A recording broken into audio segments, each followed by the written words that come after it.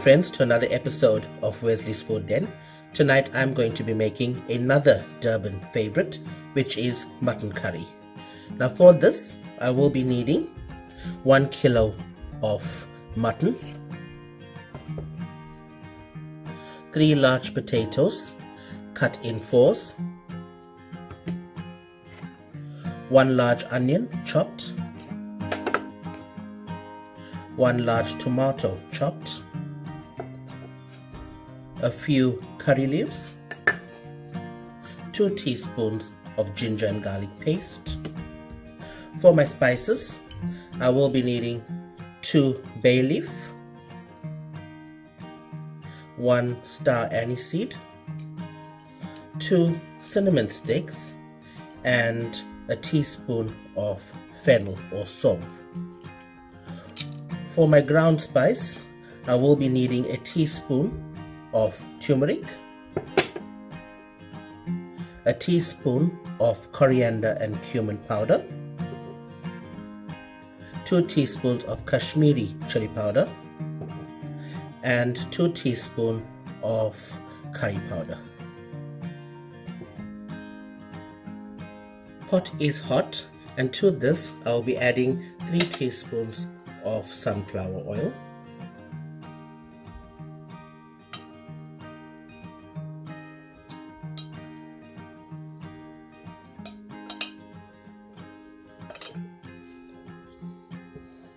and to this I will be adding in my cinnamon stick and star aniseed, and it begins to sizzle almost immediately.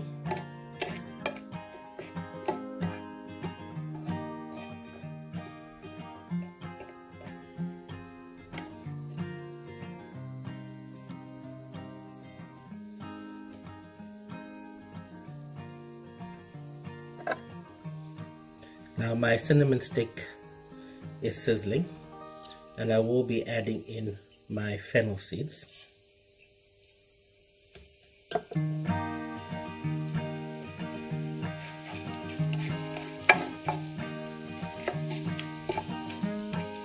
And as that sizzles, I will be adding in my 2 bay leaf,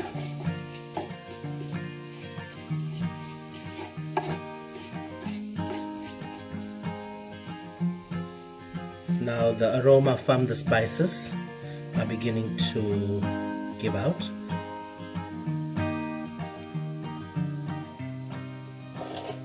And I will be adding in my onions.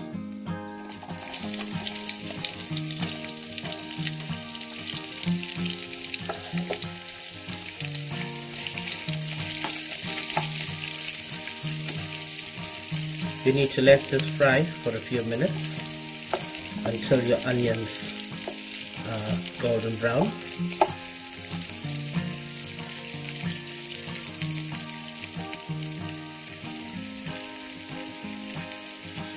Onions have been frying and it is golden brown. And to this I will be adding in my curry leaf. Now I'm using the dried curry leaf because I do not get the fresh curry leaf. And if you have the fresh curry leaf, it will be even better. To this, I will be adding my 2 teaspoons of ginger garlic paste,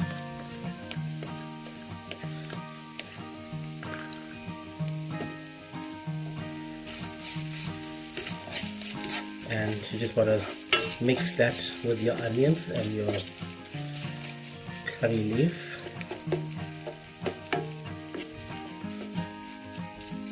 Now I have turned my heat down because I will be adding in my spices, and I don't want my spices to burn in the oil.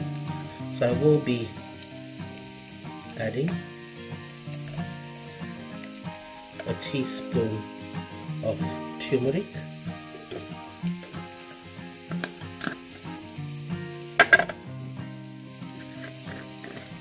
2 teaspoons of Kashmiri chilli powder.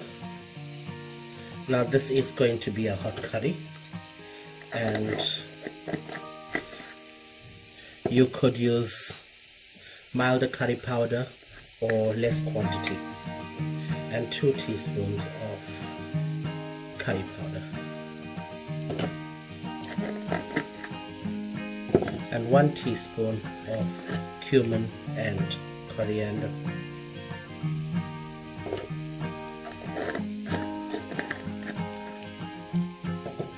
I will give this a mix.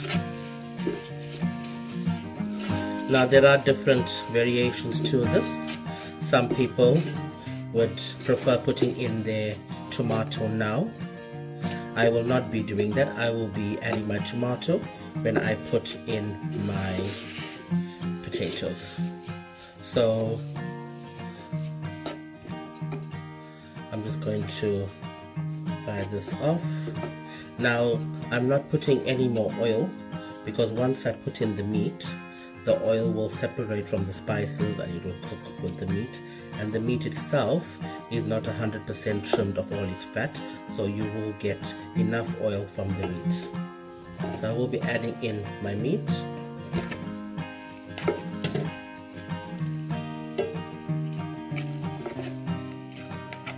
And to this I will be adding salt to taste, and you can turn up the heat a bit.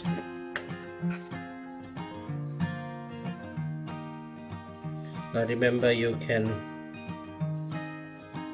need to put salt, enough salt, because you will be adding in potatoes as well. So I'll just give this a good mix, and you let this cook for about 20 to 30 minutes. And because this is mutton, it's much tougher than lamb, you will need to cook it for longer. So if you need to add water, you can add water until your meat is nice and soft. Our mutton has been cooking now for about 10 minutes, and it is cooking in its own natural juices. This natural juice will burn away as it cooks, so it should cook like this for another 10 minutes, and that's when we are going to add water, because this is mutton and it would take at least 45 minutes to cook. So if you don't want it to burn, we would have to put a little bit of boiling water to get that lovely gravy at the end.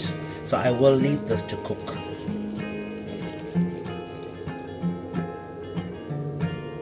Cooking now for about 20 minutes, and as you can see, all the natural juices have dried up. So this meat is not yet cooked, so I will need to be adding in water. I will be adding 1 cup of water, 250 ml of water.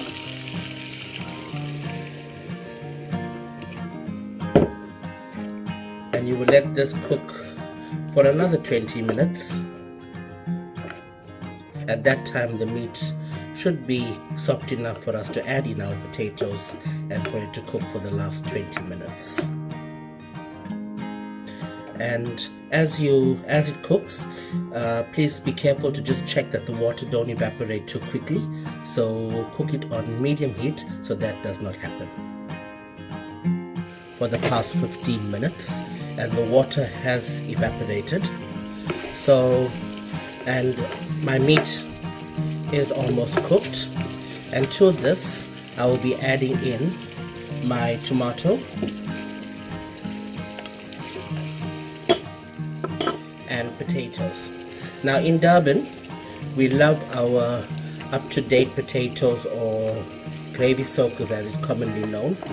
However, if you cannot get a hold of that, for example, for me in the UK, I cannot get up-to-date potatoes. I use baking potatoes, and I stab them in the center, and it's just as good. It melts while it's cooking. Now to this, I will be adding another 250 ml of water, because you want the potato and the tomato to cook. So I will be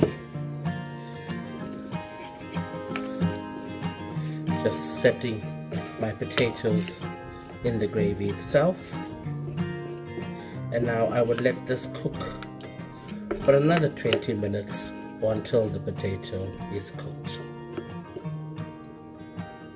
curry has been cooking for the last 20 minutes and the potato is cooked, and these potatoes have burst in the center, so these are up-to-date potatoes. And I have garnished it with coriander. Now that is optional. I prefer coriander. I think it gives the curry a lovely flavor, and it would not be a Durban curry if there was no coriander. So you can use this curry. It's ideal for a bunny chow, or you can have it with rice, naan bread, even with plain white bread. So there you have it. Durban mutton curry, my way. And as you can see, there's a lovely gravy here, and that will be ideal for a bunny chow. Durban mutton curry, my way. Enjoy.